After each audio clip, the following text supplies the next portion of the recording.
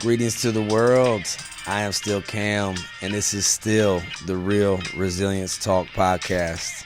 This is where we try to get honest, candid, and just real on the subjects of resilience. What is it not? All of this and that, right? Disclaimer up front, we are embraced, endorsed, and totally inspired by our First Amendment. So let me go ahead and tell you up front, you might hear some bad words. I'm hoping you hear some good words too, but chances are you might hear some bad words. So if that offends you, you might want to stop listening right now, because we're going to be honest in our expression on this, because this is a hard subject, and it's literally a matter of life and death, so we get real about it. On top of that, you might hear sometimes veterans or those who have served before in the armed forces or whatever type of government entity that they may have come from or have been in. But please know that we are speaking on behalf of our own personal opinions. We do not speak on behalf of the DOD or any organized institution or organization. It's just us individuals, humans, Americans, most times, but not always, citizens, expressing our free speech and having a conversation about things that need to be talked about. So just know all of that up front. Hoping this can help somebody. And if not, it's helping us because we're expressing ourselves. So we're going to get into it today. I have an amazing guest. I've been calling him amazing for a while. It's been my adjective for him. A poet, a servant, a protector of our way of life, just a really good overall dude who is here today to express himself, as he's done many times in this space that we're in right now, actually. The amazing Hayden, everybody. Go ahead and clap up. Yeah, Hayden, everybody. Sorry, that's open mic stuff. Sorry. What's up, Hayden? How you doing, man? Good. How are you? Oh, hey, you know me, man. I'm chilling. I'm chilling. I'm over here trying to DJ, and y'all know I'm not that good at that. So I'm over here working all these sound cues and stuff, man. So yeah, well, it's been a few weeks, right, since we got together, done an open mic. You usually come on those, right? Mm-hmm. Yeah. So we were talking offline before it started. It's getting close to your time of leaving Japan, huh? Correct. Yeah. And where's home, brother? Kansas. Kansas. Yes. Flatlands. Superman from Kansas. Yes, he is. Yes, he is. Yes, he is. So, yeah, is that where you're going back to? Yes. Yeah. For a little bit. Yeah. Probably 9 months. I'll be back at home, and then I plan on going to Colorado State for the next fall semester. Colorado State? Mm-hmm. Oh, snap. And start school straight up undergraduate type or finish master's? What you doing? My goal is to eventually get my master's from there and a certificate that lets me clinically diagnose as a social worker. What? So not only are you serving now and you served these last few years, you're going back to public service. Yes. I actually intend to come back to a Marine Corps station. Oh, snap. And do what? Help Marines. Man, that's what I'm talking about. You see that? You see that, guys? Y'all hear that? This man's serving, has been serving, sacrificing his life for the cause, living overseas for how long now? 3.5 years. 3.5 years. And you're going to go back to the States, get some education, get some vocational skills, and then the goal is to end up back here or somewhere on some military Marine Corps Hopefully installation. Yeah. Hopefully here. Yeah, I'd love to come back to Iwakuni. Why?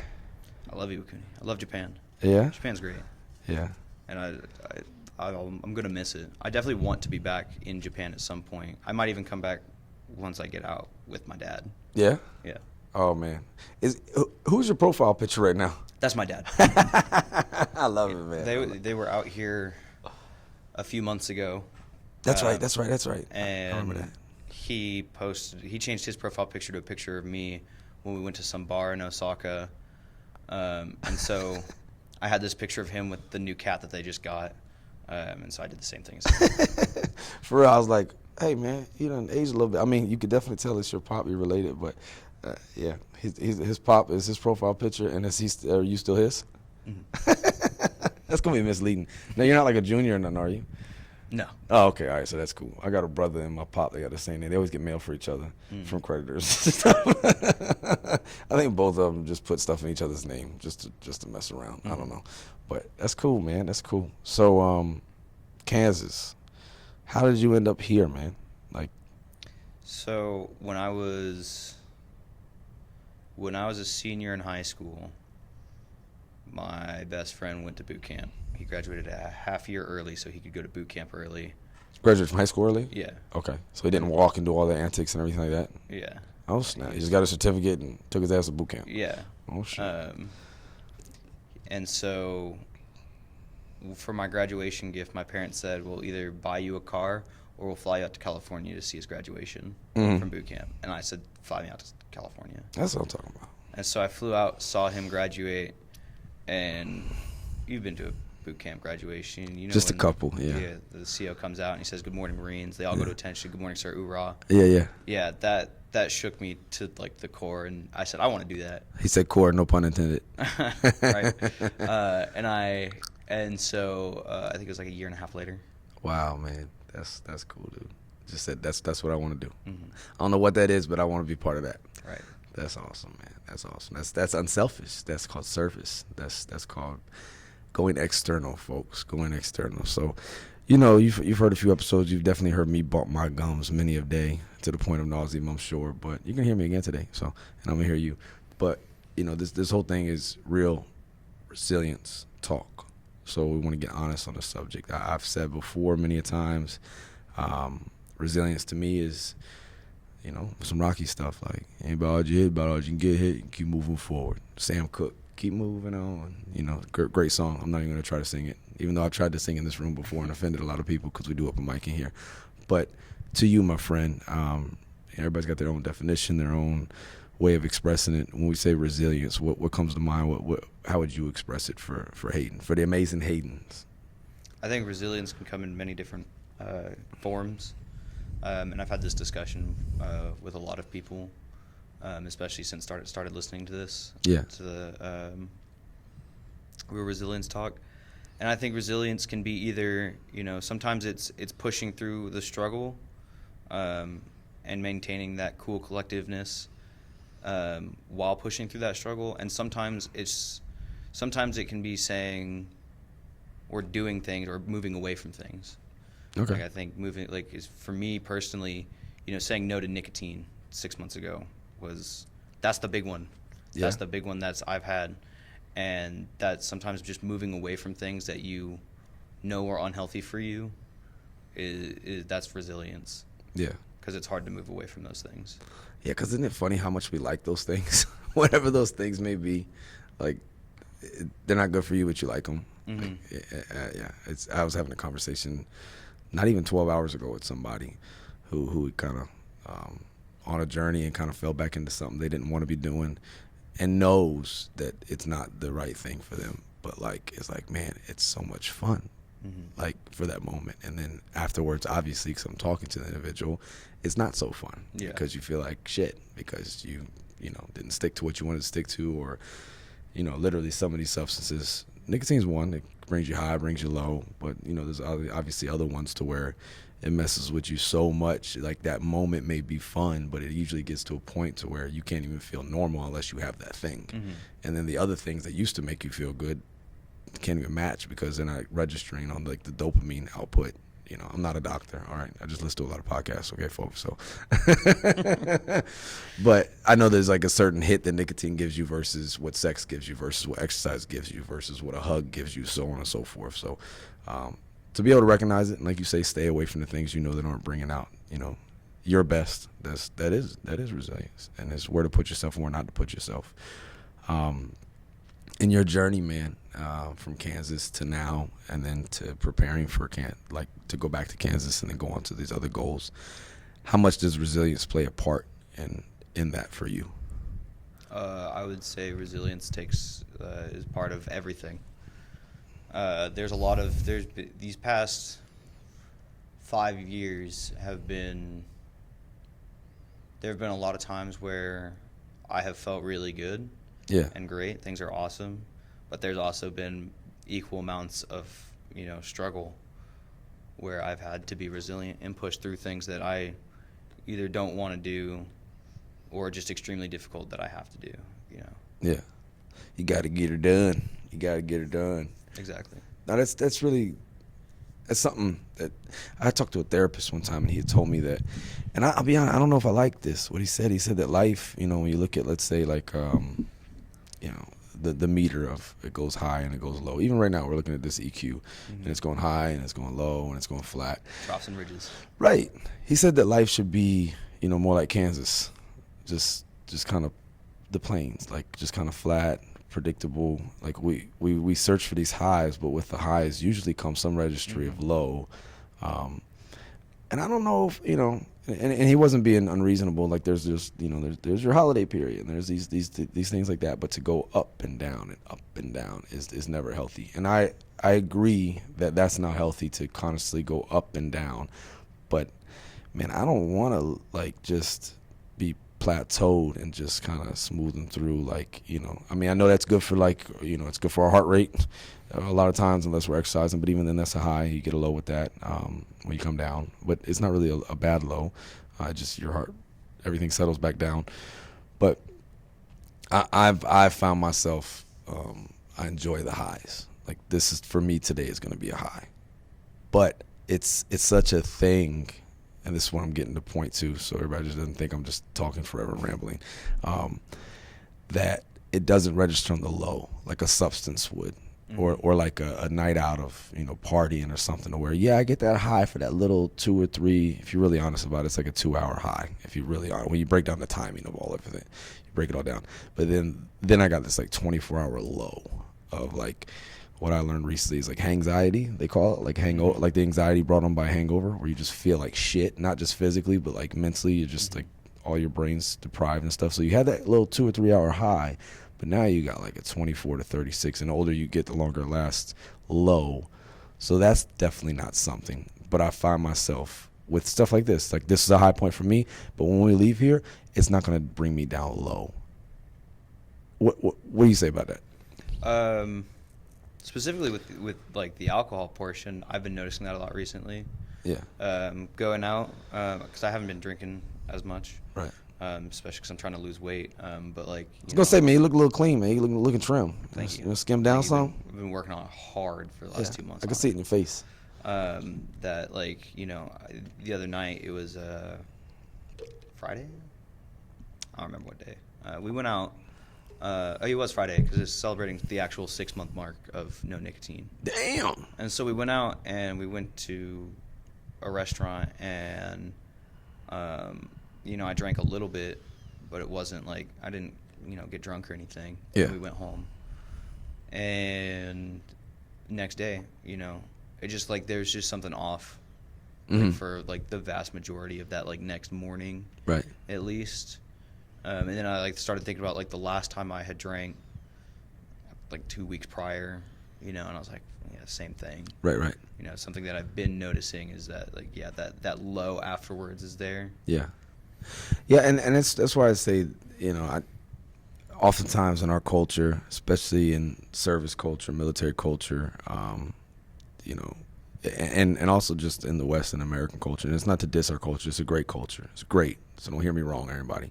I'm just saying one part of it is like to celebrate, to commiserate, to heal, to dwell, to whatever, like it's always like substance is somewhere in there, and the point I'm making here is that try to find things that give you a high, yes, that bring you up on the registry, but don't also come with that devastating low, right? Like obviously there's going to be some resetting that comes in, you're going to drop down, but like let's say I exercise, yes, you can even see it if you wear one of these Garmin's or Fitbits or whatever, you see it go high and then it'll level out, whereas what it doesn't register is that mental, and that's the main thing is yeah, you get the little fun or whatever, you get the filter taken away, you kind of say some things you wouldn't normally say, you get a little loosey-goosey, but then it goes to a point and you lose kind of your judgment. And for someone like me talking to you right now, I'm like, I'm not having more than 2 drinks. No, not me. But then like when I start, like 1 is too many and like 35 isn't enough, right?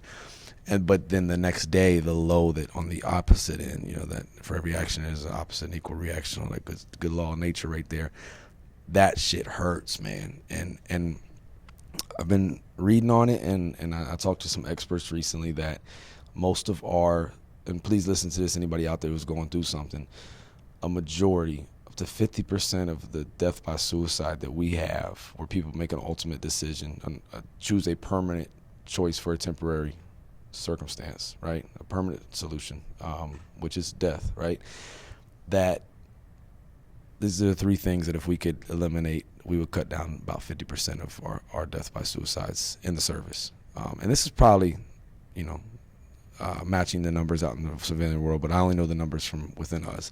And it said that they got dumped, they got drunk, and they had access.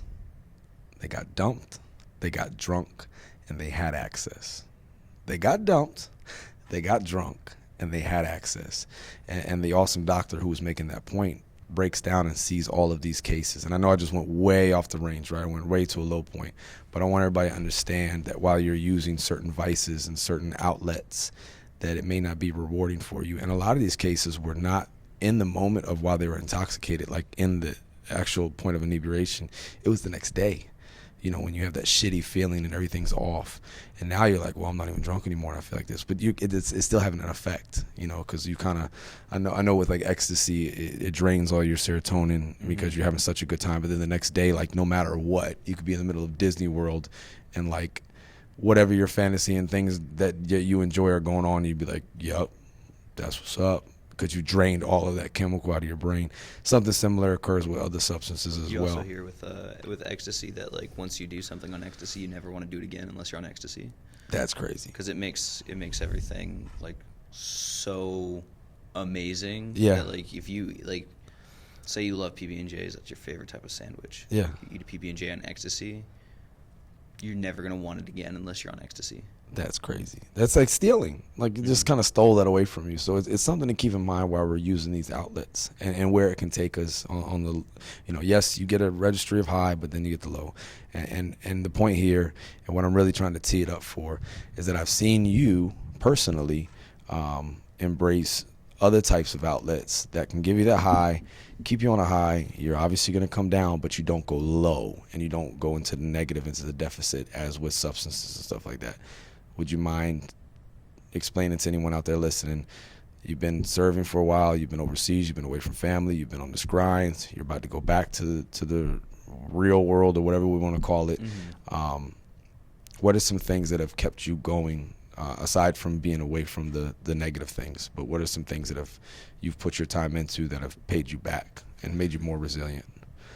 Some of the things that have made me more resilient, or are you asking for like just like things stress relievers and things stress like that? Relievers Yeah, would definitely be like number one. PT always exercise. Get that runner's high. Yeah, whether man. You're running or not, you're gonna get some sort of like head rush of like feel good endorphins after you PT. Yes, always happens. I'm always.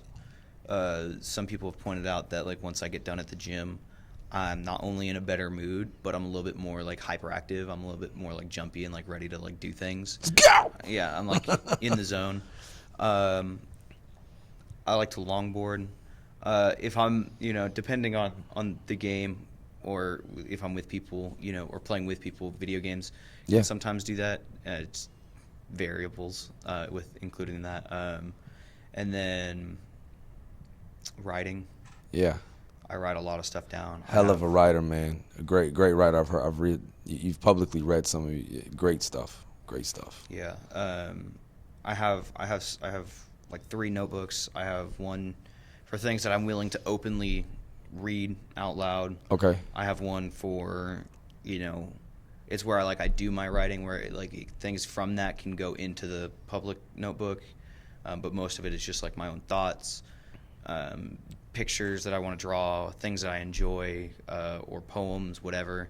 And then I have another one completely separate that is just like, did something piss me off? And then I like go through a list, like what was it?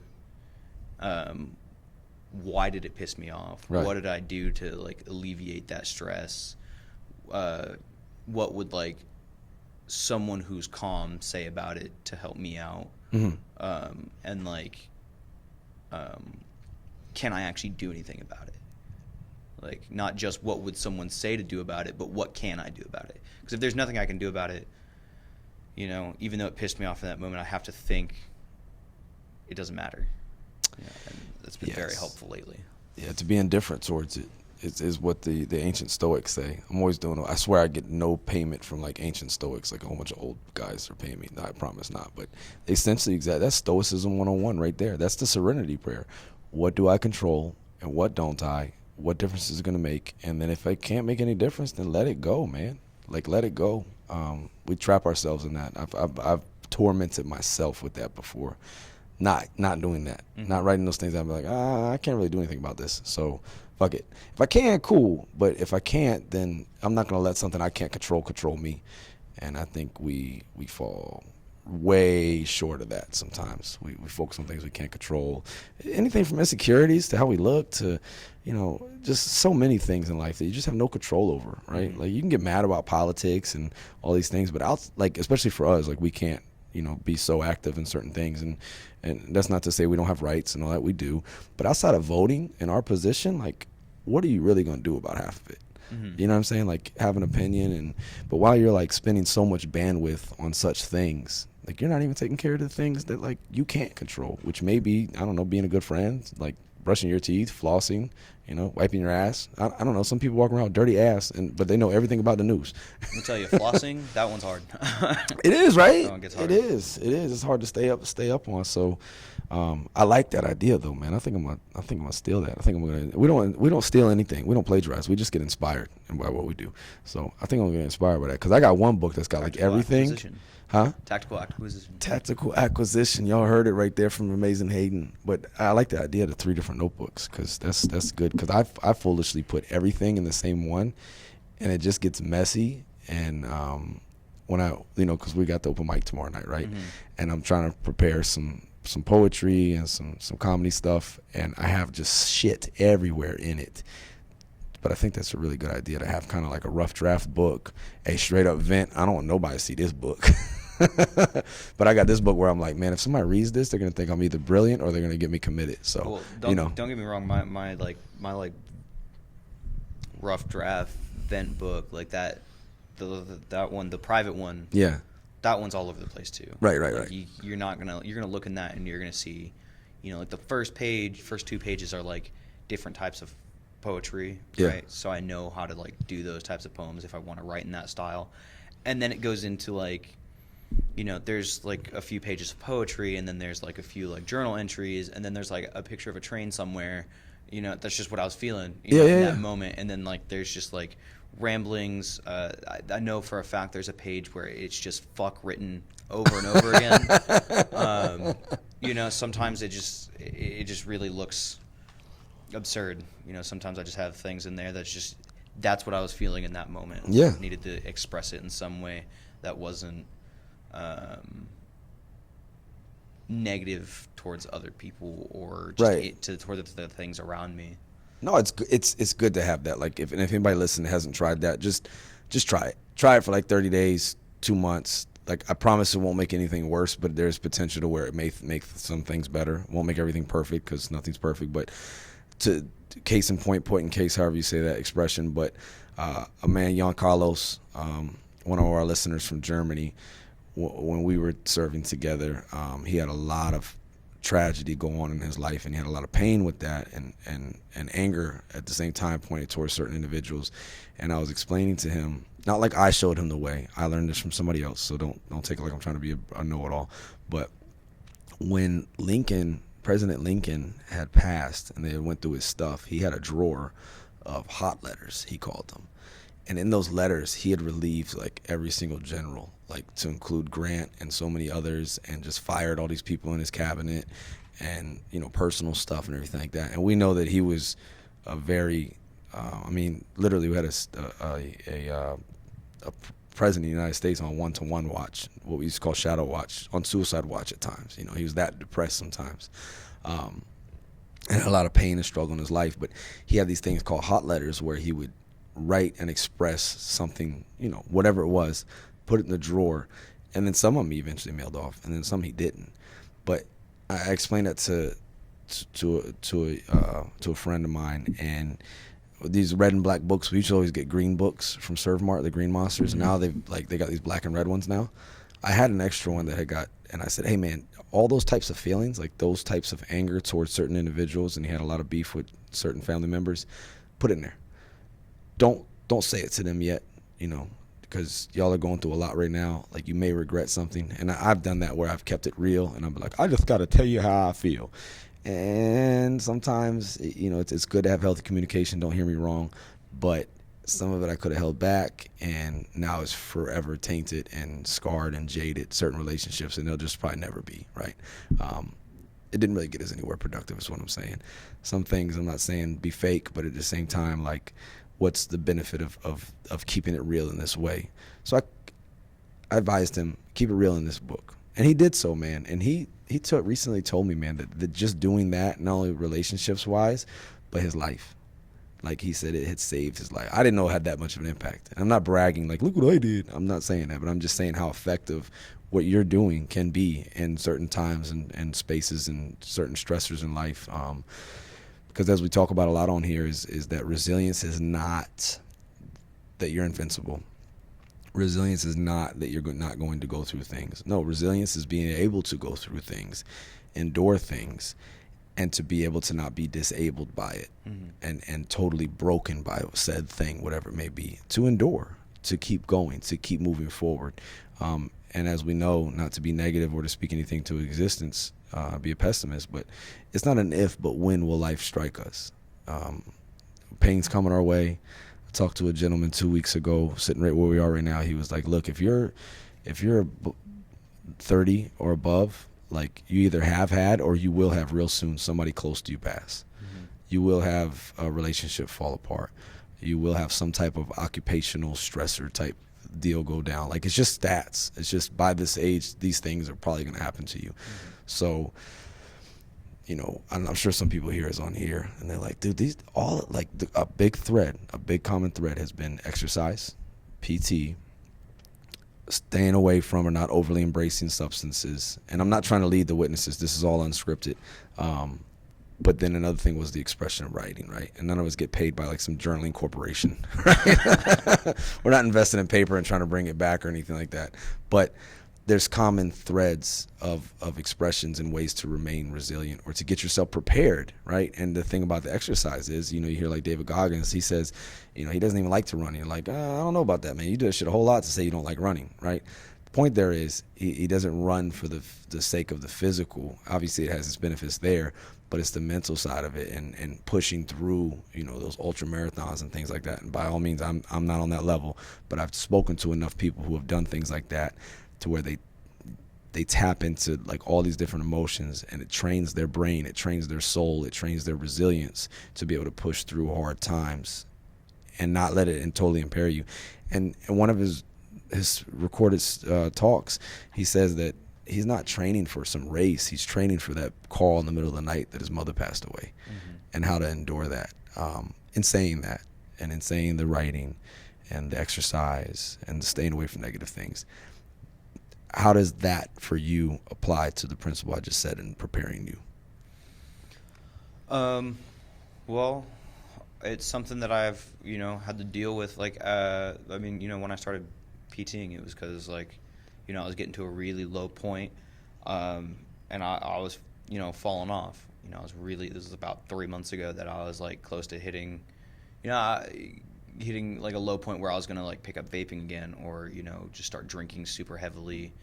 And I knew that wasn't the right idea. And I knew that if I had been PTing as I am now sooner than when I started, I don't think I would have gotten to that as low of a point. You know, I don't think I would have gotten as close to falling off the wagon as I did. And I think I'm actually kind of lucky to have recognized that as soon as I did, that, hey, I'm getting to the point where I need to do something now or I am going to fall off the wagon. And so, yeah, wholeheartedly, I believe that, like, if you do these things or, like, do something, you know, to help alleviate stress, it'll definitely help. But the more that you do, you know, will help when you get into those really low points.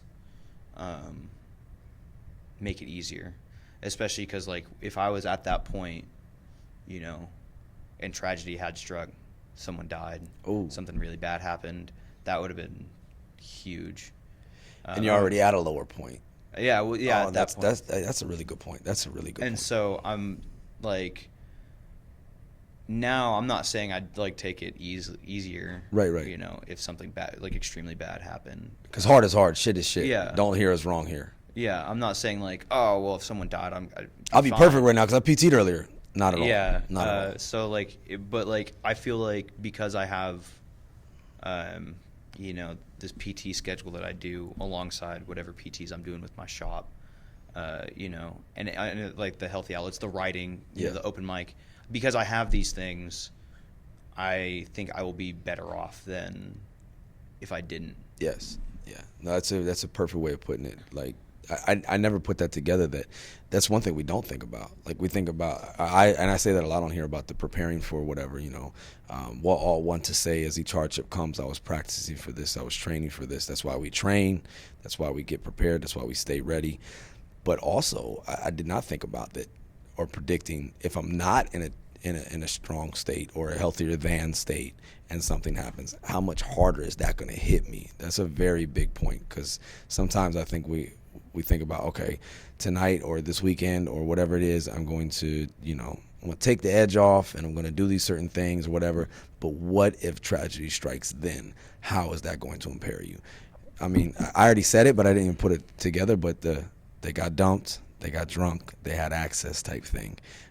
You're never really going to fully stop somebody from getting dumped or any of the comparable things to that, a death in the family, financial loss, whatever the tragic occurrence. And nobody's to say that these things, these critical stressors is what we call them, Oscar, that these things can't happen all at the same time, right? Because when it rains, it pours. Mm-hmm. So if you're already in a messed up or not better than, you know, not your best self state and these things occur, how much more devastating is that going to be? So if for any reason to do better things for you, there's one right there, folks, that we haven't really explored or pondered upon. So I appreciate you bringing that up, because you're right. If you're in an already low state and some worse shit happens, well, it's just math at that point, right? Mm-hmm. And how vulnerable are you now to make a mistake or to make a permanent decision? Now, there's a lot of people out there that they hear this stuff and they're like, "Oh, great for you guys PT." We're not professional athletes by any means. Oh my God, none of the teams will hire me for anything. Maybe to like, I think I could like get hired by the NBA to clean the sweat off the paint. Like when they go to the free throw line, like just run out there real quick. I think I could probably do that a little bit, but other than that, I don't think I'm gonna be on any roster or anything near that, right? So we're not special in any of this. This can apply to anybody. And, you know, with the power of technology today, I know technology gets a bad rap. Like you know, it's making us this and it's making us that. And there's some bad things about it, but just like any other weapon or anything, it can be used for good or for bad. And in saying that, if not for technology, we wouldn't be able to record this conversation. If not for technology, we wouldn't probably be able to have some of the open mics, because, you know, all that equipment and stuff like that, 30 years ago, I'd either have to have way more money or way more smarts and intelligence and coordination to be able to work that stuff. So there's something. But also, you can just go on YouTube and find a workout, man. Like, you don't have to be have some membership to a gym or anything like that. Just look at like Mike Tyson prison workouts. Do that shit for a little bit, like, and see how much runner's high or the equivalent you can get out of that.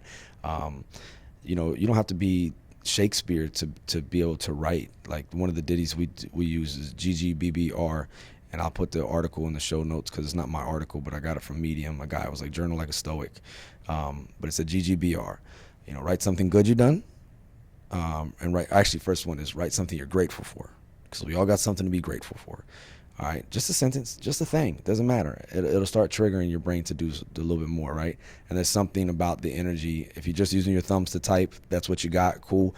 But try a notepad, try a notebook. There's something about the kinetic, science backs it up. You can look it up. Smarter people have broken it down. But something you're grateful for, something done good, something done bad. How can you do that thing better? How can I get that play back? What could I have done differently? So you're reflecting, right?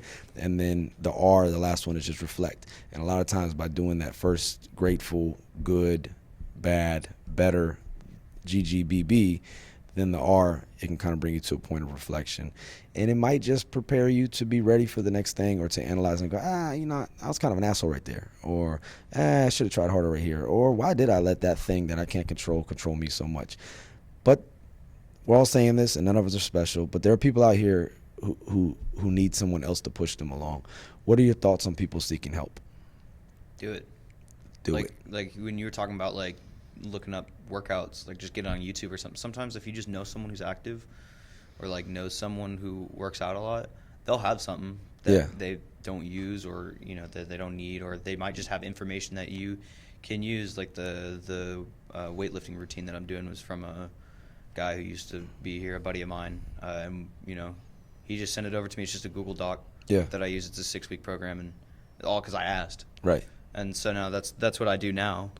And so, but on like the more like mental health aspect, just do it. Like even if you're not in that low of a position, it never hurts to like go talk to someone and seek help for that, because that's another one of those steps that you can take to help prepare yourself for situations that could bring you really low. Yeah. Even if you're in a great mental headspace, go see like the mental health people and talk to them about things that can make you even better. Yes, because it is about trying to be the best version of ourselves. Like that self-actualization. That's realizing your full potential. And we have MC on here the other day, old Matt. He had said extract, when he was a coach. He used to help like coach Olympia, the athlete. I mean, this guy, wow, what a life. Listen to that guy. But he talked about EFP, extract your full potential. And some of us just are not going to be as good as other people at certain things, but are we being our best? And that's in our domain of control. So Hayden's right. Like the time to go seek help obviously is when you're in dire straits and you're thinking of hurting yourself or hurting others, or you're just in a fucked up state. That happens to all of us. If it hasn't, it will. It's coming. But also, don't wait for that. Don't wait till you, even the SecNav recently with the mental health, the May letter he put out, I'm quoting it, I'm paraphrasing it, but he said, don't wait till you see them struggling, like to your peers and to those around you, right? Peer-to-peer support, having that community around you, look at and identify who you call friend. I say it oftentimes. Usually gets people, like, it catches their attention when I say, be careful with the F word, because immediately people go, well, when we mean F word, what's that? We all know F word, right? But I'm saying friend. I'm saying friends. Be careful with those whom you call friend, and how they can bring you up or bring you down. But sometimes your friends, they're not experts. Sometimes your friends are dumbasses, and they might give you bad advice. You know what I mean? That's just honest. They might mean well, but they're speaking from their own experience and stuff like that. So to talk to somebody who may be accredited or is accustomed to having these kind of conversations might be the best idea. But don't wait till you see somebody struggling or you see yourself struggling to seek help. The metaphor I've spoke on before, Zig Ziglar, amazing guy. I love him so much because his first name was Hillary, and he was in the Navy in World War II, and his last name was Ziegler, and they just called him Zig. Well, the same with me.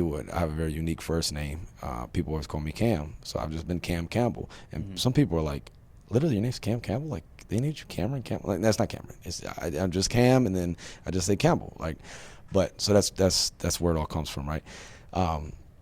So I like him for that. So I wasn't the only one with that, with the military culture, to where it's like Cam Campbell. But Zig Ziglar, right? He had said that we wait until our tank is empty. Like, nobody drives their car until it hits E and runs out of gas on purpose. It happens. Fuel gauges are jacked up. I say this in analogy or metaphor a lot of times publicly when I give little talks or whatever. There'll always be one asshole be like, well, actually, back when I was in Texas, I was driving one day, and I'm like, look, man, I don't need your fucking Texas story, okay? You're fucking up my point here. The point is, none of us purposely drive our cars until they run out of fuel. Well, I was trying to sell it, and I had to get it impounded and bring it down, and it had to be out of fuel. So I did actually drive it on purpose to I'm not talking to you, okay? You're fucking up my point. The metaphor there is with us, we wait until we reach all the way to point of empty, and then we're like, oh shit, I need help. Whereas with our vehicles or any kind of form of transportation, we see it get low or medium or whatever it is, and then we fill it up. We stop at the gas station, we stop at the fueling station, and we get fueled up, right? Why don't we do that with ourselves?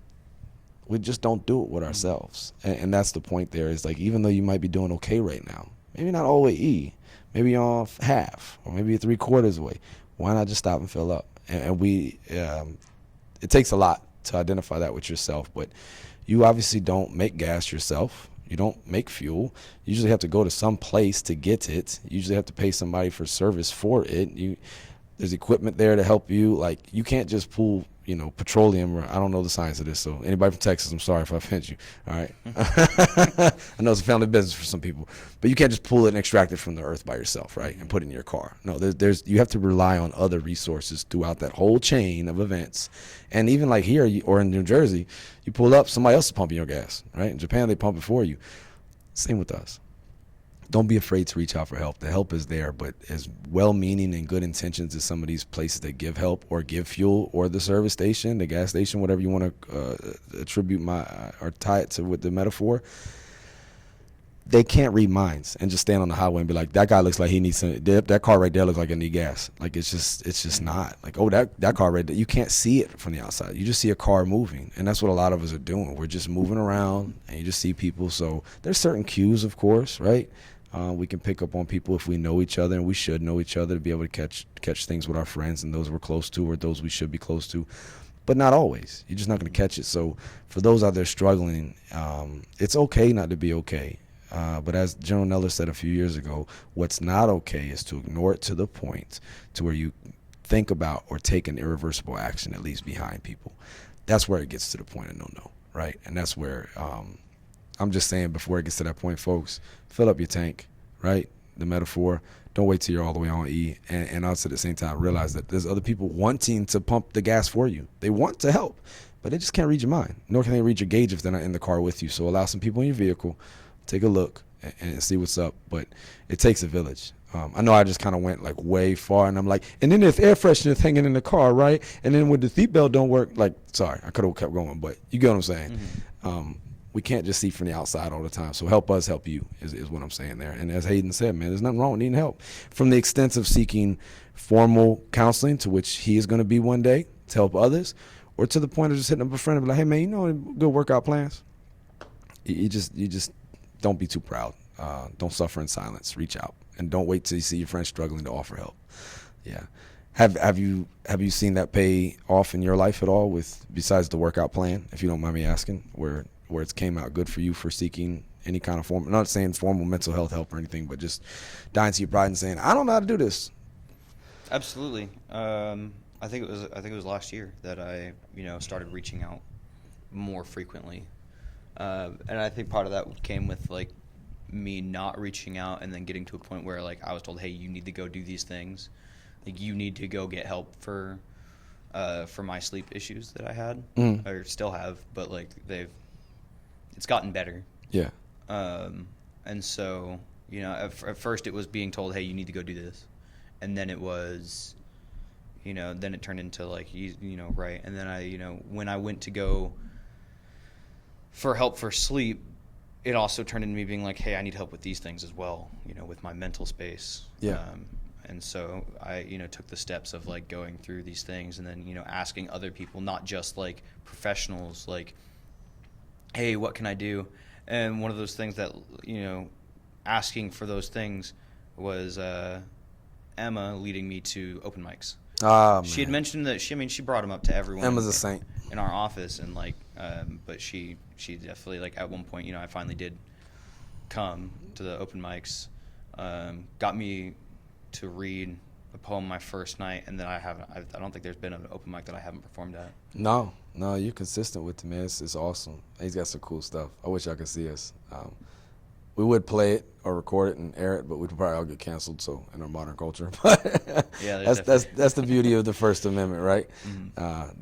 That ability, because we haven't had that in such a long time, man. Like just being able to, being here without masks and stuff. And I'm not trying to take us back to 2020 by no means, but it wasn't the most horrible thing in ever. We lost some people, and that's tragic and things like that. And life was inconvenient, but like we couldn't all mass in a room together, right? Mm-hmm. And then being in a foreign country, we definitely couldn't have, like, you can't go out in town and just do a karaoke night. Like, you can't have karaoke here. Don't get me wrong. Sorry. I apologize. You can't do, like, an open mic type thing, like what we do in the States, where usually open mics are attributed to comedy, but it's open. It's whatever anybody wants to do. You just hold the mic for a certain amount of time. And yeah, you started coming up and you did the poetry. You just done spoken word. You've told stories before. Have you ever felt worse after? No. I can say that when I first started reading at the open mics, I was definitely extremely nervous, especially because when my first like night doing it, I didn't know how like my poems were gonna be perceived. Like the poem that you said that I've written, you said is your favorite. Yes. That one I didn't know how people were gonna perceive that one. Yes. Especially because I wrote that in high school. Yeah. And so, you know, there are still poems that I've read that I wrote in high school that sometimes I'm just like, man, I don't know. People might see that as just like me being edgy, like, because you know, back then it might have just been me being edgy, right? But so there's nerves with it, but I've never left the stage and been like, man, I feel like crap. Right. Yeah, and that's the point I'm trying to make. You might not feel perfect, but a lot of these things, whether it's the exercise or the writing or, you know, public expression of getting on a stage, having the courage to go up there and share what is intimate to you, may help someone else. Because I love the theme of that particular poem. Superman Died Tonight is great, and because I don't know, for me it's deep because that's Superman for me, and alcohol and certain things was always my kryptonite. So there's just some running themes for me. But you didn't even know that going up there, how much that would help me, right? So some of these things that we may be holding back on and sharing may not only help you, it may potentially help someone else. And that's the kind of beauty of coming together as a community and reaching out to people. And my other point there is, like, none of these things are going to make anything perfect. I don't think you can have really good moments in life, but I don't think ever there'll be anything perfect. But we have to stop seeking perfection and look at things through like a 70% solution and like, is this going to make anything worse? Nah. Okay, fuck it, I'll try it, you know, and be open-minded. But even like you said, when you sought organized formal help for one thing, it opened up your eyes to maybe there's some other things to tap into. But then you didn't just talk to the expert, you also talked to friends about it. The whole thing is you're connecting with people, and there's more than one opinion out there. You can't just seek perfection and then not get perfection, be like, okay, fuck it, all of that sucks, everything's stupid, I don't want to. That's not good. And I've been there before, so I say it so I can imitate it so well, because I've been there. Like, nah, fuck therapy. They didn't talk to me the way I wanted them to talk to me that one time. I'm never going again. Everything sucks, and I don't know shit about shit, you know? Yeah, it's you know, great man. I got his words tatted on my arm recently, all things considered. The great Wolfie, rest in peace. But he had said that, is this a matter of ignorance or arrogance, right? Because if it's ignorance, then we can train, we can teach, we can instruct. Okay, cool, you're ignorant, you don't know.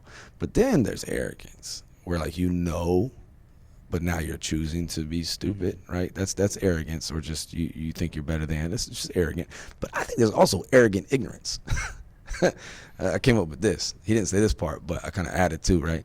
What Bruce Lee said, take what is useful and stuff, absorb all of that, and then, you know, kind of do your own thing, Jeet Kune Do. But there's arrogant ignorance. There's some people that are arrogant about their ignorance. Like, they know they don't know, and they're like, fuck it, I don't even want to find out neither. And you're like, damn, that's stupid. You know what I mean? So I think we're all guilty of that sometimes. You know, whether it's yoga, man, for years I was like, man, fuck yoga. Yoga's hard. Yoga is so hard, man. Like those elderly people in there doing that thing, and you think you're such an athlete, and you see them, and you're like, oh shit, I'm weak as fuck. Have you ever done a paddleboard yoga? Paddleboard yoga? Man, I fell off a paddleboard the other day sitting in U Beach, so I don't know if I can incorporate yoga into that, but no, I haven't. I did it. So I went back to the States in 2021, and my mom had told me about paddleboard yoga, and that was an experience. It's definitely a lot hard. Like, I love yoga in general. Yeah. But then you put me on a paddleboard. I'm not a very balanced person. So me too. Yeah. And so like I was on a paddleboard and I was like wiggling around. I don't like deep water that, you know, I can't see the bottom. I have is it thalassophobia? Right. You know, deep water. I can't see the bottom. I don't want to get in the water. Like, I don't want to fall in. Yeah. And so like, and the whole group, you know, they wanted me to fall in. You know, they're like, you're going to get a sticker if you fall in. I'm like, I don't want to fall in. You know, luckily I didn't, but. Did you get a sticker? I did, yeah. Fuck yeah, you got a sticker, yeah! But that was something else, especially when, like, you know, one of the ways they tried to get me to fall in was they were like, you know, the like one-legged warrior pose or whatever? Yeah, warrior one. Oh, warrior three. Yeah. Where you like bend over? No, where you like put like your foot up in your like thigh. Okay. Put your hands up like this. Oh yeah, what that tree? Make a tree or whatever. Yeah, they had us do something like that, except it was my mom and I next to each other, and we like grabbed onto each other. Yeah, my mom tried to shove me. Man, I want to hang out with your parents one day. You told some stories, man. That one story about you mind the concert? Oh yeah, so His pop is funny as shit. So 10 years ago, my dad took me to Rockfest in Kansas City. It's a one-day music festival. Rockfest! And Hailstorm was there. And Lizzie Hale, the lead singer, we had seen her at the radio station stand that they had where they interviewed the bands before they went up on stage. And Lizzie Hale was up there, and someone had thrown a Rockfest frisbee, and I had it in my hand, and I had a Sharpie.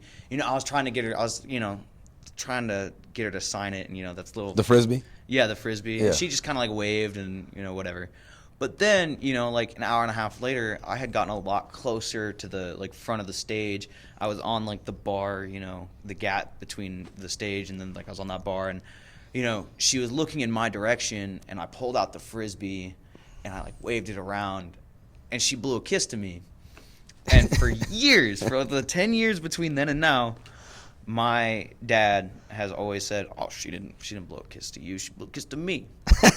Well, Hailstorm came to Iwakuni recently. They did. They came here to And Japan. Shout out to Hailstorm for coming out here to give us some live entertainment. It was awesome. It was a lot of fun. And before the show, some people came out and they said, "Hey, the first 75 people here get to do a meet and greet with the band." And me and my group of friends were one of the first people there. We were the first 10 people there. And so we got to do a meet and greet with the band. And after the show, I walked up, I said how awesome they did. And then I got to Lizzie and I said, "I have a really important question for you." She got all serious and she's like, "What's up? What is it?" And I asked her, I said, in 2013 at Rockfest in Kansas City, "Did you blow a kiss to me or my dad? I had a frisbee that you looked at." And she was like, "Definitely you." And the whole band laughed and because they were all confused and serious. They thought I was gonna ask something. Where's this guy going? Has he been to combat? What? They didn't talk to us about this. Yeah. And you can see it in the pictures. You can see her brother, the drummer, RJ. You can see him really confused. But then once I get done asking the question, you can see them all burst into laughter. And she said that she blew the kiss to me, and RJ was like, "You can tell your dad I blew a kiss to him." And I got to, and then I immediately sent a text to my dad, and I said, "I fucking told you so." Told you so. Look at that. How you like that now, Dad? How you like them apples, huh? Huh? Lizzie Hill gave him a kiss, not you. Okay, Pop? No. And my mom got mad about it again. Did she push anybody off a paddleboard this time, or? No, it's just I think the funniest part about that is when that original scenario happened, when we kept talking about Lizzie Hale and who she blew the kiss to. My mom doesn't curse very much. Yeah. She's not a big fan of cursing, but and to quote her, "I'm about fucking tired of hearing about Lizzie fucking Hale." We still love you, Lizzie. You get the point though, right? We still love you. Yeah, and so it was just very funny to hear my mom get so Yeah. All right, I'm tired of you two. Yeah, it was this very enough. funny. Enough is enough, you two. Yeah. That's so cool, man. Yeah, I love the stories you tell. I remember when they come in town, just the glow, man. It's so amazing. It gives I want to be your mom and dad and the relationship they have with you. That's so cool. Not everyone has that, right? And that's no diss on anybody. That's just, it draws contrast to appreciate what you have even more. How much have them being the way they are how much has that impacted you? I mean, I would say they've always been there. So Yeah. they're always impacting me. Yeah. It's not that they've had a singular moments. Or Right. anything. They're just always there. And Well 'cause, said. my dad and I, we used to butt heads a lot. Yeah. Because we're very similar. Yeah. And so we butt heads. When we get pissed off, we do the exact same things that will piss each other off because we're just the exact same when we're angry. And so because if I make him mad, he's gonna do something that's gonna make me mad, and so I'm gonna do something that's gonna make him mad. Tit for tat, And tit for tat. yeah, it just goes back and forth. And we've definitely grown over those things. And then there's also like, you know, seeing like the relations between like my brother and my mom and dad, and my sister and my mom and dad. Yeah. And it's been kind of like hard because like you know, my brother was out of the house, you know, when I was 18. Mm-hmm. And I left for the Marine Corps, and I haven't been there to like fully watch my sister grow. Yeah. But I've, you know, still had that communication. It's kind of an interesting situation. Yeah. Especially separating from my family, you know, because like my brother, when he left and just went, you know, and lived with his friends and did all that, and when I left the house, I left to go to the Marine Corps. Right. You know, I didn't leave beforehand and go live somewhere else. Yeah. But I still, you know, they're still there that I can still go to them and be like, hey, I need help with this. No matter if you butt heads. Yeah. Then no matter the issues and stuff. And the thing I love about it, and because there's a lot of parents out here that listen to this, you know, a lot of people, or people that want to be parents. And it reminds me of, I listened to Kobe Bryant, and love him or hate him, man, died in a tragic way. It was just being a dad that day. And didn't expect that to be his last, you know, moments in life. That's how life is sometimes. But one of the things he talked about was when he was younger, he talked about talking to his dad, and one, you know, he's Kobe Bryant, but there was one summer that had went past and he didn't score shit. He was in this league in probably Pennsylvania where he's from, but he didn't score a fucking nothing, not a layup, not a nothing, right? And I listen to this thing often, this recording of him expressing this, because, and at the end of it, he said, hey, his dad came to him and was like, and his dad played professional too, and he was like, look, man, like whether you score 0 or 60, like we're gonna love you. Like it's all good. Like we love you. You know what I mean? And he said, giving him that confidence to know, like that unconditional love was there. That unconditional love. Like, I don't love you, Hayden, because you're doing good in these things or you're being nice to me today. No, I love you even when we're butting heads, and I'm gonna be there with you, and I'm gonna have a relationship with you. That is so important, because what he said in there was it gives them the confidence to fail. To even attempt to fail, because they know it's safe. Like they know there's that net of love, that, and that's not money and accolades or, you know, any of that. It's just that consistent love. I got your back. I love you for you, Hayden. Good or bad, I'm going to be there for you. You know, there's obviously extremes of that, right? I watched like that Jeffrey Dahmer show, and like the dad was staying so loyal to him. But like no matter what, he loved his son. Good or bad, and I'm not justifying or defending. That's some sick shit, fucked up, disgusting, wrong. But like even a extreme like that, from scoring 0 or 60 or butting heads with your dad, or obviously having indifference over long the years, still. And I love that you said it wasn't just one impact, they're still impacting me. And that's a lifelong thing with being a parent. You know, it's not just when you were 18, like, okay, done, he's gone. Can't claim on my taxes no more. See ya. I mean, yeah, and that, like, I remember when I was 17, I was like, I want to move out of the house, and my mom, she was not for it. She did not want me to leave, and like I never actually like moved out of the house. Right. You just said, I want you though. But when I graduated high school, I think it might have been like a year out. I was working at a vape shop, and my buddy his apartment was right behind the vape shop, and I lived across town. And so there'd be like weeks, maybe months at a time, where I would just stay over there. Yeah. And so I wouldn't say that I like moved out of the house, because I'd still go home all the time. But You gotta do laundry and like eating shit. Yeah, of course. But yeah, I've always been there. They've always been there for me. There's some point I wanted to make that I'm trying to like remember. Oh, we good, man. I got distracted. flow. Let it flow. You're talking about Kobe Bryant's dad, you know, saying whether you scored or not. I started wrestling in high school. I started wrestling my freshman year because my dad kind of like pushed me to do it. Yeah.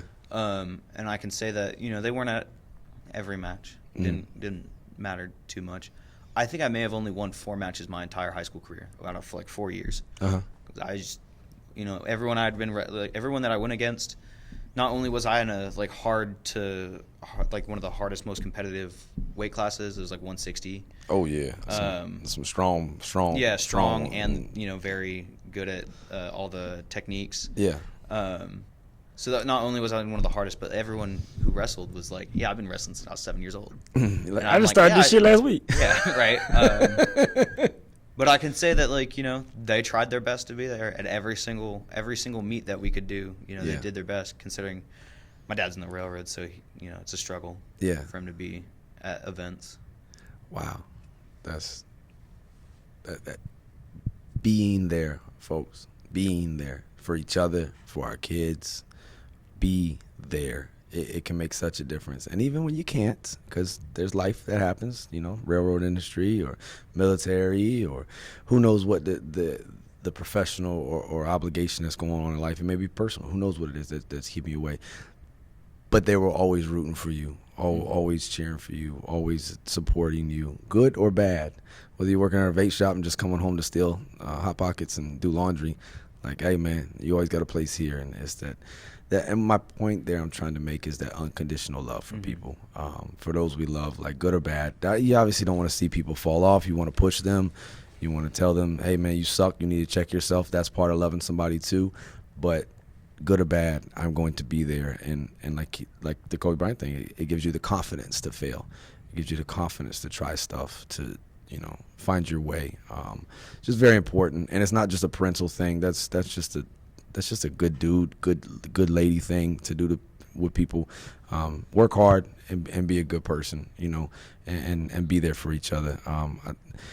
I've talked to a lot of experts, a lot of counselors, a lot of doctors, and all of them will validly back me up on this, that and all the help they can give people, sometimes it's meds, sometimes it's in-depth therapy, CBT, so on and so on. All those things are great.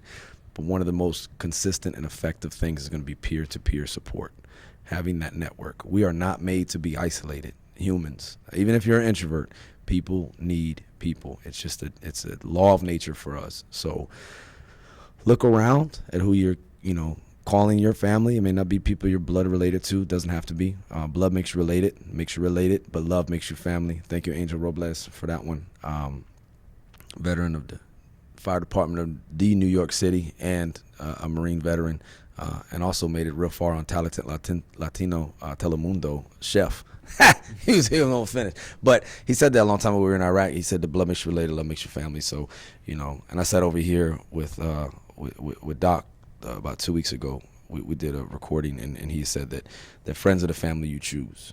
So sometimes we get blessed and fortunate to have good people we're related to, and sometimes we don't. And that's okay. But think about who you're keeping in your circle, and are they unconditionally loving you, and are they pushing you to be your best? But just as Hayden said earlier with the activities, is this where I want to go? Is this going to bring me down? Okay, I don't want to go this way. I don't want to do this set activity. I'm going to try this one. Same with people.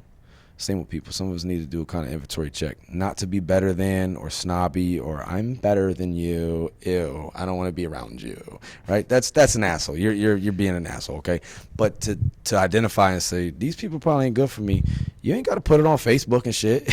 You ain't got to make no public announcement. You just kind of pull away and find some better influences and some better outlets for yourself. And nobody knows you like you, but shit, it's a struggle getting to know ourselves. How's that been for you? Getting to know Hayden these last few years and maturing and stuff. Oh my God, that's been one of the biggest things about my entire career these last 5 years. Been bettering myself. I cannot say that I'm, I'll never say that I'm a perfect person, perfect human being, right? Perfect at whatever I want to do. I'll never say that I'm where I want to be because I always want to strive to be better. But I can say that in comparison to when I was 19 and wanting to join the armed services, and now 24, almost 25, I am significantly different.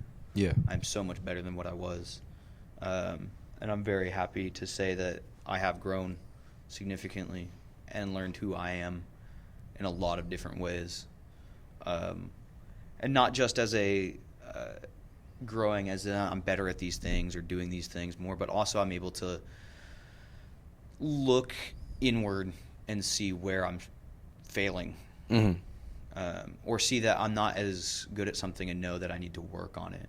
You know, I'll go big circle. The like when it comes to like writing, Yeah. and just trying things. Right.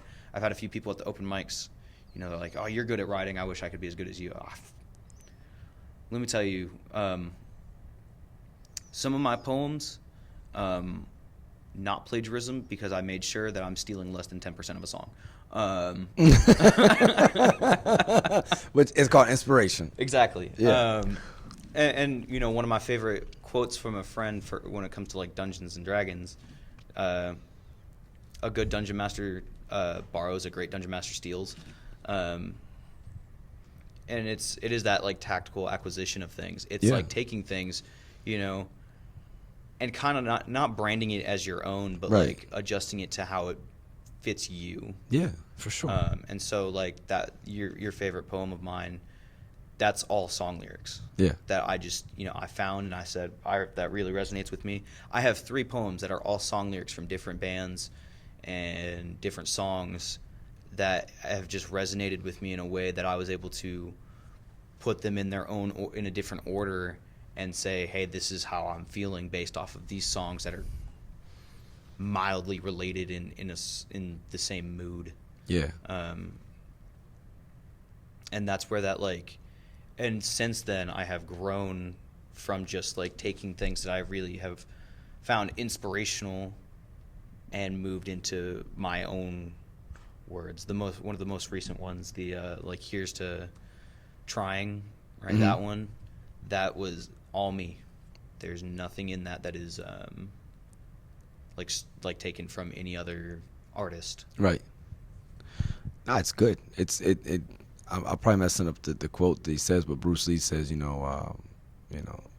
absorb what is useful and use it, and then, what's not, put it away. Something like that. But you're making it your own. And that was one thing that I noticed about, like, I love old soul music. I noticed that in like the 60s and early 70s and sometimes the 50s and so on. But even with philosophy, they didn't think of it as plagiarism. Like, it wasn't plagiarism for you to, like, there's no real original thought.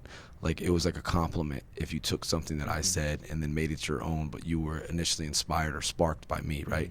They took it as a compliment. And then, in the 60s with R&B, with country music and R&B, there was a lot of artists that would cover each other's songs, right? And it was like a compliment. It wasn't like I'm trying to get paid off of your art or sue you or any of that stuff. It was like, damn, Otis Redding covered my song, right? Or Bobby Womack sang my song, as a tribute, like as a, and obviously sometimes you fall more in love with somebody's version than the other one, but in the end, we're all embracing art, and somebody's eating off those lyrics that were written, right? Mm-hmm. So it's not stealing. But nowadays, boy, hey, hold up, you heard that little snare drum? Is that my shit? You know what I'm saying? And there, you don't want to steal people's stuff, no, but to be inspired, it's funny how over the years we have a totally different opinion of it. It's like there's a less than 10% mark, or I think there's like a certain account on seconds to a song that you can sample before you have to pay the artist. And there's obviously business to that. You don't want to exploit people and outright steal, but it just was perceived differently. Yeah, I don't want to. And the reason I like bring up the like 10% thing is because I always thought, like, what if someday I do want to like openly publish my poems? Right. And I decide to put that out there. I have to make sure that like it's not against any laws or anything. Yeah. We're not trying to bring Napster back, folks. Okay, nobody's trying to bring back LimeWire here. Okay, all right. Somebody's out there like, they are Napster supporters. No. Yeah, and it's just like I also have to say that as kind of like I guess like an ego check. Yeah, that's good. Because like I can't say that like I wrote all of that as like an original, Yeah. I have to look at that and be like, yeah, I did take things from other people, and like I found inspiration in that and put it together in my own way. Yeah. But that's part of that like growth. Yeah. That ego check, saying like openly admitting that no, I did not write these as originals. Mm-hmm. I just mashed it together in my own way. I think it's good. I think it's still art. And to live is to express is to live. I think I nailed that Bruce Lee quote, and it helps to find. I think if it's doing good and it's not hurting nobody, why not do it some more? right? And it's not hurting you, right? Because some people could look at substances and be like, well, only hurting me. Nah, you're kind of robbing the world of who you could be. So that's hurting us, right? And then some of these things that we do, like your poem or whatever, MC had said it when he was here that his mother told him when he was younger, these gifts that we have, they're not for us. They're for us to share with others, So if you're out there, my point there is if you're out there holding back and you're saying, I don't know where to start, now just start. Don't let perfect be the enemy of good enough in your writing or in your expression or in your exercise or like, I need to get the right shoes. Hayden, what would you say? What do you do? Like Brooks or do you do like a New Balance? Like just get a pair of fucking shoes. I don't even know what shoes I wear. You know what I'm saying? Yeah, like I know I have 2 different pairs of shoes for working out. One has support, so I don't use those for running. One doesn't. Yeah, but there's over-analysis paralysis, right? And I think in some ways it's a defense mechanism to delay the start, right? Like you don't have to have all the best equipment. Even like this open mic stuff, man. There's like Amazon wires. Thank you, Amazon Prime. Like we just started it, and then over time we've gotten a little bit better. We've gotten a little bit of things here and there. We've learned some things. So we went from like these wireless mics that left mad feedback to where now we got some Shure mics. Thanks, Shure. But it just don't let perfect be the enemy of good enough to start something, and then you can build from there, or find the inspiration from somebody else to be like, well, that's not mine, so I can't use it. I can't. No, fuck that. Try it. If the end state is that you're a better you than you were, hey, that's a win, and it's just a little bit. Those little. He talked about 360 degrees on a compass. Just that 1 degree will take you in a whole nother direction. You don't have to always shift it a whole 180 or a whole 60 or 45. Just sometimes 1 or 2 degrees, little by little, they add up. To quote again, I've said this many times on this recording, but Rome wasn't built overnight. We all heard that. We've all heard that. But to Jocko's point, the great Jocko Willnick, if you want some motivation, listen to him, some inspiration, right? Rome didn't fall apart overnight either. It was a brick by brick decay. And every day we're either building up or we're regressing, and only you can answer that to that man or woman in the mirror and get your clear answer to that. But we're here anyway, so we might as well make the best of it, try to be our best selves. And again, if not for you, like Matt has said, the gifts, like his mama had told him, the gifts aren't always for you. The gifts are for you to use them to give to somebody else. And I think a lot of us are holding back. So I just say try some new shit out, man. Whatever that thing may be. Maybe it's going to therapy. Maybe it's, being a better parent. Maybe it's being a better neighbor. Whatever it is, whatever your, lot in life is, as Dr. King said. If it falls your lot to be a street sweeper, well, nobody really wants to sweep streets for a living. But if it falls your lot to be a street sweeper, sweep streets like Michelangelo painted paintings. Whatever that said thing that is placed upon you, embrace it. Do the best you can with it, and adjust fire where you need to, and learn, change, be inspired by the things, but don't give up. Please don't give up, man. Anybody out there suffering, it's real. I've been there. I'm not judging you. You probably can't see it right now, but there is light at the end of the tunnel. There's a brighter day coming your way. This too shall pass. It always does. If you're in the brink friction of it, you can reach out to me anytime, but you can call 988. From any DSN. Also, for any of us in Japan, I just want to say the number so people know it, because you might be listening right now and be like, I need to call that. And that's cool. That's what it's there for. But calling from overseas in general is 1-800-273-TALK. And then from Japan specifically is 098-970-8255 or 098-954-0123.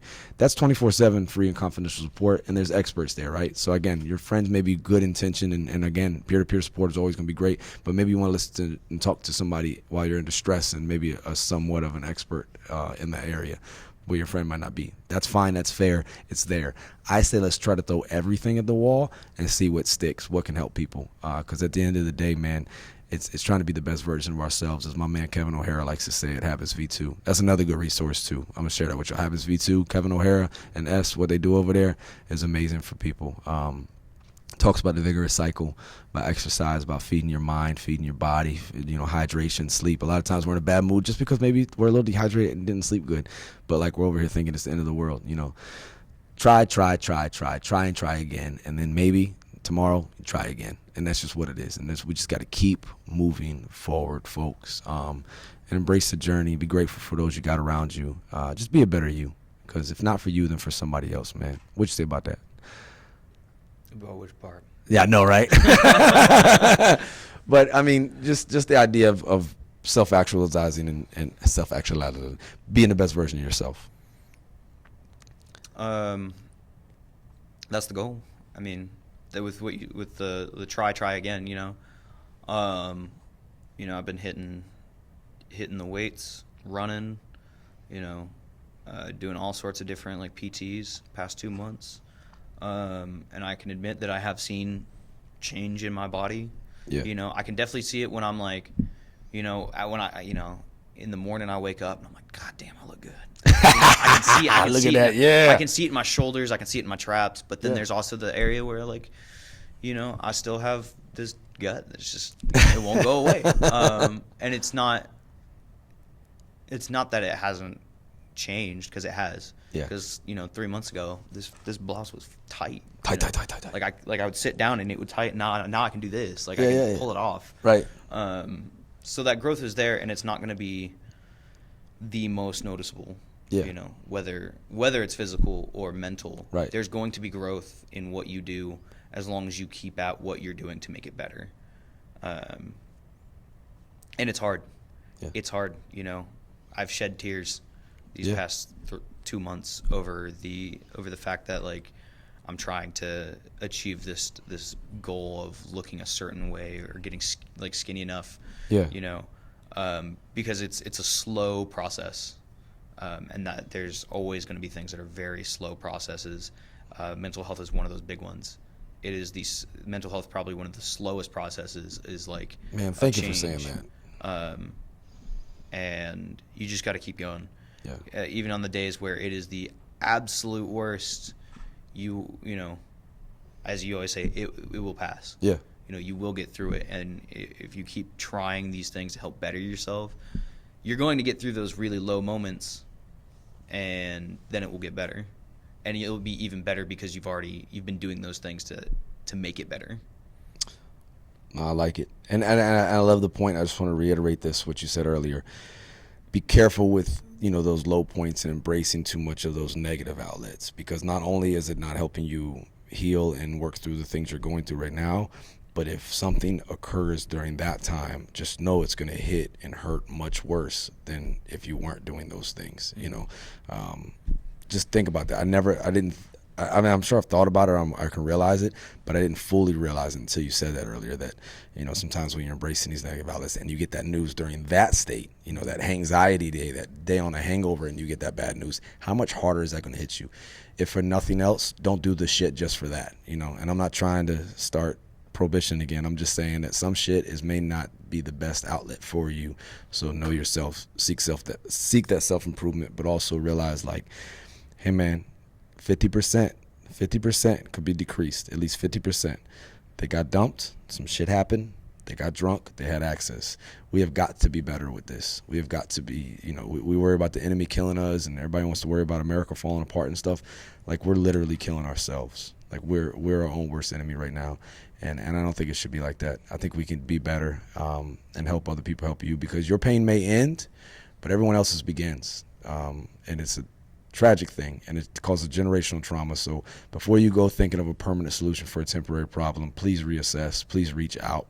There's nothing wrong with it. And like my man here just said, man, it's a slow process, but it's a meaningful process. Try it, and then try again.